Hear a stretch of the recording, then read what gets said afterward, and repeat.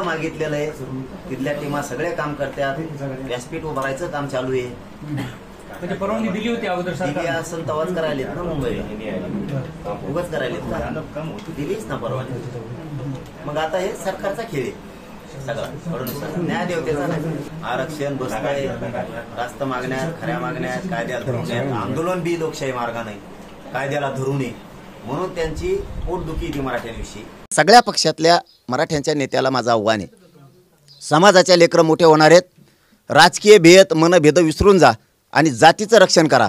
एकाही पोराला जर तिथं डवचिलं तर सगळे जातीच्या रक्षणासाठी उभा राहा. आणि उद्या सकाळी 10 वाजता सगळे मुंबईकडे निघा. मिळेल त्या वाहनानं सगळे मुंबईकडे या. विजय तुमच्या लेकराला चंद्रसूर्य आहे तोपर्यंत आरक्षण मिळून देतो. न उडणार ते पण ओबीसीतच. सत्य सत्य झाला आता.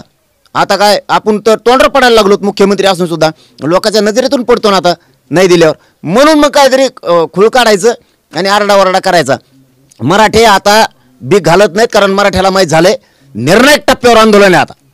आता सरकार काही म्हणलं आय म्हणून येतं बाप म्हणून येतं काही म्हणून आता मुंबईला जायचं. मराठी निघाले. आजच बघा तुम्ही आपले सगळे कॅमेरामध्ये आंतरवलीत गर्दी झाली.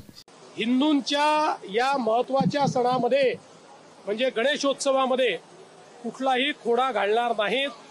कारण आपण सगळे मागण्या वेगवेगळ्या असतील पण छत्रपती शिवरायांचे मावळे आहोत.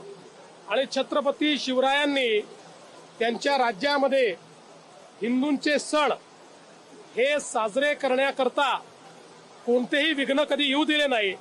किंबहुना अनेक ठिकाणी जिथे विघ्न आलीत किंवा परकीय आक्रमकांनी आणलीत त्या ठिकाणी त्यांचा निपात करण्याचं काम हे त्यांनी केलेलं आहे. बाकी ज्याला आंदोलन करायचं त्यांनी लोकशाही मार्गाने करावं.